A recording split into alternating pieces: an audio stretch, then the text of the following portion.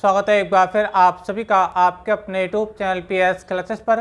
तो दोस्तों आज के इस वीडियो लेक्चर में हम पढ़ेंगे द्विक लवण, जिसको बोलते हैं बच्चों हम डबल साल्ट, और उप सह संयोजक यौगिक यानी कोऑर्डिनेशन कंपाउंडों में क्या अंतर होता है। स्टूडेंट आप लोगों को बताते चलूँ, एग्जाम के पर्पज से बच्चों इंपॉर्टेंट क्वेश्चन है और ये लास्ट ईयर बच्चों आपसे शॉर्ट क्वेश्चन के रूप में 3 नंबर में पूछा गया था। तो आइए स्टैंड बिना किसी देरी के शुरू करते हैं वीडियो लेक्चर को। पहले बच्चों हम समझेंगे द्विक लवण क्या होते हैं, ठीक है। लेकिन द्विक लवण पहले से समझाने से पहले बच्चों आप लोगों को बता दूं, जो लवण होते हैं, जो सॉल्ट होते हैं बच्चों, ये आयन से मिलकर के बने होते हैं। जैसे कि आप जानते हैं सोडियम क्लोराइड यानी NaCl। तो NaCl बच्चों किसका जो मिलकर के बना होता है वो Na पॉजिटिव और Cl नेगेटिव आयन से मिलकर के बनता है, ठीक है। अच्छा, लेकिन NaCl जो होता है बच्चों एक साधारण लवण है। क्या बच्चों? एक सिंपल सॉल्ट है। लेकिन आज हमें पढ़ना है डबल सॉल्ट यानी द्विक लवण के बारे में हमें पढ़ना है, ठीक है। तो देखिए जब मैं इसको डेफिनेशन समझाऊं, ध्यान से समझें, उसके एग्जांपल भी अभी हम लोग आप समझेंगे। बच्चों द्विक लवण यानी जो डबल सॉल्ट होते हैं बच्चों, वो ऐसे सॉल्ट होते हैं जो जलीय विलयनों में, ठीक है, सरल आयनों में वियोजित हो जाते हैं। यानी एक बार फिर रिपीट कर रहा हूं बच्चों, आपके जो डबल साल्ट होते हैं, जो द्विक लवण होते हैं, ये जल में जब इनको घोला जाता है, ठीक है, तो ये अपने सरल आयनों में वियोजित हो जाते हैं, ठीक है। जैसे हम एक एग्जाम्पल हम लेंगे फिटकरी का, ठीक है। तो चलिए देखा स्क्रीन पर समझते हैं इसके वियोजन को, ठीक है।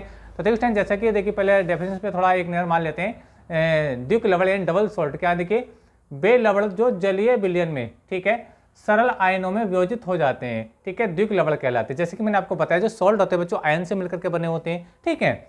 अच्छा, तो अब देखिए जैसे मैंने एग्जांपल लिया, जैसे K2SO4 Al2SO4 का होल थ्राइज इंटू 24H2O। तो ये काय का सूत्र बच्चों? ये फिटकरी का सूत्र, जिसको बोलते हैं बच्चों पोटास एलम भी कहते हैं इसका दूसरा नाम, ठीक है। तो ये क्या बच्चों? एक डबल सॉल्ट है फिटकरी, ठीक है। जबकि जो NaCl होता है बच्चों, सोडियम क्लोराइड होता है, वो एक सिंपल सॉल्ट होता है, यानी एक साधारण लवण होता है।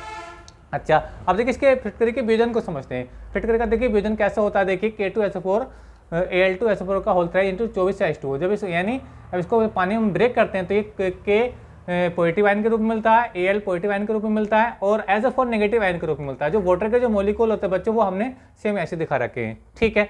अच्छा, अब देखिए बिल्कुल बैलेंस है। देखिए 2 आगे लगा हुआ है, यानी इसके चार्ज को अगर बैलेंस करके देखें तो देखिए 2 आगे लगा मतलब 2 प्लस है, ठीक है। और 2 3 6 यानी ये 6 प्लस हो गया। तो कुल मिलाकर बच्चों इसमें क्या हो गया, देखिए यहाँ पे 8 प्लस हो गया। देखो 2 प्लस यहाँ पे और 2 3 6 प्लस यहाँ, तो 8 प्लस हो गए। तो 8 माइनस देखो यहाँ से मिलेंगे 4 दूनी 8, तो 8 माइनस चार्ज हो गया। यानी कहने का मतलब ये वियोजन के साथ साथ बच्चों आपको चार्ज भी मैनेज करना होता है। तो चार्ज बिल्कुल मैनेज हो रहा है, ठीक है। 2K प्लस है ना, इसका मतलब क्या है, 2 प्लस यहाँ पे और 2 6 प्लस यहाँ पे, तो 6 प्लस चार्ज हो गए और 2 प्लस चार्ज, तो 8 प्लस चार्ज हो गए, ठीक है। और ये देखो 4SO2 नेगेटिव है ना, तो 4 दूनी 8, जो नेगेटिव चार्ज है वो भी 8 है, जो प्लस चार्ज है वो भी 8 है। तो कहने का मतलब इसका चार्ज भी देखो बिल्कुल बैलेंस हो रहा है, ठीक है। लेकिन हमें पढ़ना क्या था, इसका वियोजन। तो K2SO4 Al2SO4 का होल थ्राइज इंटू 24H2 यानी फिटकरी का जो वियोजन होता है वो इस प्रकार से होता है सरल आयनों में। तो ये जो पोटेशियम है, एल्यूमिनियम है, सल्फेट है, ठीक है, तो ये क्या बच्चे इसके सरल आयन है, किसके? इस फिटकरी के, यानी पोटेस एलम के, ठीक है। अच्छा, अब देखिए हमें पढ़ना, देखिए उप सह संयोजक यौगिक क्या होते हैं, आप उसको समझ लेते हैं। देखिए यानी कोऑर्डिनेशन कंपाउंड क्या होते हैं। देखिए वे यौगिक जो जलीय विलयन में सरल आयनों में वियोजित नहीं होते हैं, ठीक, कोमा उप सह संयोजक यौगिक कहलाते हैं। जबकि देखिए इसकी डेफिनेशन बिल्कुल अलग थी। तो वे लवण जो जलीय विलयन में सरल आयनों में वियोजित हो जाते हैं, ठीक है, द्विक लवण कहलाते हैं। लेकिन ये क्या होता है बच्चों, देखिए वे यौगिक जो जलीय विलयन में सरल आयनों में वियोजित नहीं होते, ये सरल आयनों में वियोजित नहीं होंगे। अभी मैं अंतर समझाऊंगा देखिए इनका, ठीक है। उप सह संयोजक यौगिक कहलाते हैं। जैसे K4 FeCN का होल 6, यानी ये एक क्या कॉम्प्लेक्स कंपाउंड है, ठीक है, जिसका नाम है कॉपर फेरोसाइनाइड, ठीक है। अच्छा, वियोजन देखिए इसका कैसा, देखो रियल वियोजन ये है और जो सरल वियोजन ये है, ठीक है। पहले रियल वियोजन को समझते हैं, इसका वियोजन होता कैसे है, ठीक है। देखिए जब इसको जब ब्रेक करते हैं तो देखिए K प्लस और 4 आगे लगा है, ठीक है, तो ये 4 प्लस ही हो गया, ठीक है। और ये होता है देखिए ये देखिए Fe ब्रैकेट के बड़ी ब्रैकेट के अंदर जो इसके अंदर ब्रैकेट ये लगी हुई थी, ठीक है, Fe और CN का होल 6, ये होल ये इसका नेगेटिव चार्ज हो गया। ये तो इसको चार्ज को बैलेंस कर रहा है कि 4 आगे लगा प्लस, ये तो 4 प्लस हो गया और ये 4 नेगेटिव है, तो चार्ज तो बिल्कुल बैलेंस है, ठीक है। लेकिन देखो इसमें Fe अलग नहीं हुआ, Fe अभी भी इसके रूप में केंद्रीय धातु के रूप में यहाँ पे अभी रुका हुआ है, ठीक है। जबकि जो सरल अगर इसका वियोजन होता है, यानी ऐसा अगर वियोजन होता तो Fe बच्चों अलग हो जाता है, लेकिन यहाँ पे Fe अलग नहीं हुआ, ठीक है। ये जो मैंने नीचे दिखाया है ये इसका साधारण वियोजन है, साधारण वियोजन, सिंपल वियोजन। लेकिन ये जो उपसह संयोजक यौगिक होते हैं ये अपना साधारण जो वियोजन है सो नहीं करते, मतलब ऐसे वियोजित नहीं होते हैं, ठीक है। समझ में आ रहा है आप लोगों को मेरी बात। तो ये इनका जो वियोजन होता है बच्चों सरल आयनों में नहीं होता है। यानी देखो जैसे आप देख पा रहे होंगे पोटेशियम तो अलग हुआ, पर ये जो आपका आयरन है वो अभी भी साइनाइड के साथ मिला हुआ है।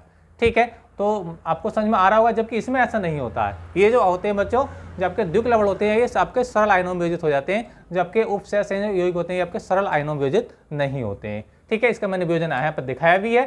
ठीक है, तो ये कॉम्प्लेक्स विभाजन मैंने यहाँ पर दिखाया है, जिसमें FeCN के साथ जुड़ा हुआ है, लिगेंड के साथ यहाँ पे जुड़ा हुआ है। ठीक है, तो ये फिनोमेना इनके साथ नहीं होता है। ठीक है, तो आई होप कि आपको समझ में आया होगा। डबल सॉल्ट के बारे में क्या है, डबल सॉल्ट बच्चों ऐसे सॉल्ट होते हैं जो जल में जब उनको घोला जाता है, ठीक है, तो वो अपने सिंपल आयनों में विभाजित हो जाते हैं। जबकि जो कोऑर्डिनेशन कंपाउंड होते हैं बच्चों, जब इनको वाटर के अंदर डिसॉल्व किया जाता है तो ये सिंपल आयनों में विभाजित नहीं होते। यही इनके अंदर बच्चों कॉमन डिफरेंस है। ठीक है, अच्छा अब देखिए स्टैंड में आपको एक और बात बता दूं इनके लिए उपसहसंयोजक यौगिकों में। ठीक है, देखिए ये जो उपसहसंयोजक यौगिक होते हैं बच्चों, ठीक है, इनके जो गुण होते हैं, जैसे ये हम कॉपर फेरोसाइनाइड की बात करते हैं तो ये पोटेशियम आयरन और साइनाइड से मिलकर के बना है। ठीक है, तो इस कॉपर फेरोसाइनाइड के जो गुण होंगे वो इनके जो अवयवी कण हैं, इसके जो अवयवी कण जैसे पोटेशियम है, आपका आयरन है या फिर आपका साइनाइड है, तो इनके गुणों से बिल्कुल अलग होते हैं। यानी कहने का मतलब मेरा ये है, किसी भी उपसहसंयोजक यौगिक यानी कोऑर्डिनेशन कंपाउंड के जो गुण होते हैं, जो प्रॉपर्टी होती हैं, उनको बनाने वाले जो कंपोनेंट होते हैं वो उनसे बिल्कुल अलग होते हैं। यानी किसी भी कोऑर्डिनेशन कंपाउंड के जो प्रॉपर्टी होगी वो उनके कंपाउंड से, मतलब जो उनके अवयवी कण होंगे उनसे बिल्कुल अलग होती है। समझ में आ रहा है आप लोग को मेरी बात? ठीक है, तो ये बात आपको एक्स्ट्रा याद रखनी है।